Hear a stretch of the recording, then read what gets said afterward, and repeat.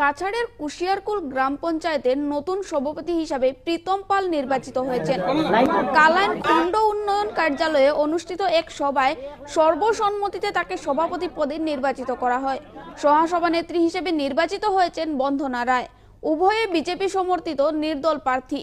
দুবার তারিখ পরিবর্তনের পর অবশেষে পঞ্চায়েত বোর্ড গঠন প্রক্রিয়া সম্পন্ন হয়।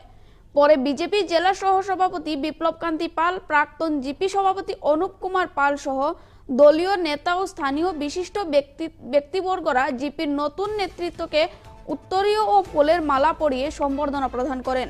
নবনির্বাচিত সভাপতি ও সহসভানেত্রী জানান, তারা আগামী দিনে জনগণের আস্থা বজায় রেখে উন্নয়নের কাজে আত্মনিয়োগ করবেন।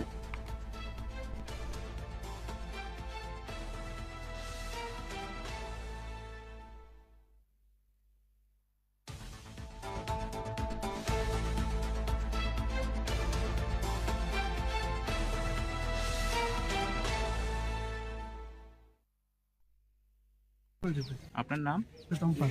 কত ভোটে? সর্বসম্মতিক্রমে আমি নির্বাচিত হই। আপনার ভাইস প্রেসিডেন্টের নাম? বন্দনা রায়। মেম্বার ছিল এখানে উপস্থিত? 8 জন। দুজনে তো ইলেকশন হয়নি। আচ্ছা, কোন কোন ওয়ার্ডগুলোতে হয়নি? 2004 আপনার এটা কোন দল সমর্থিত? বিজেপি। বিজেপি। কি করবেন আপনার?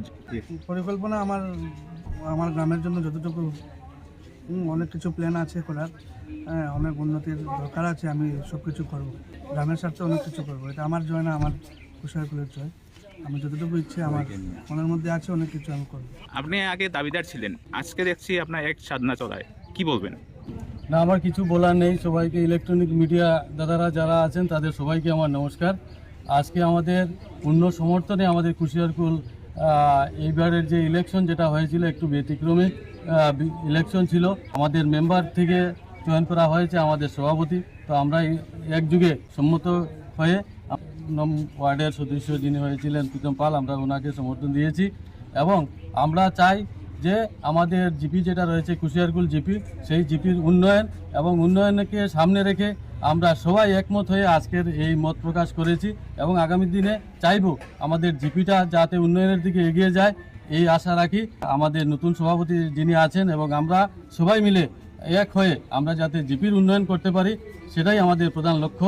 বিশেষ কিছু বলছি না, সবাইকে ধন্যবাদ, নমস্কার।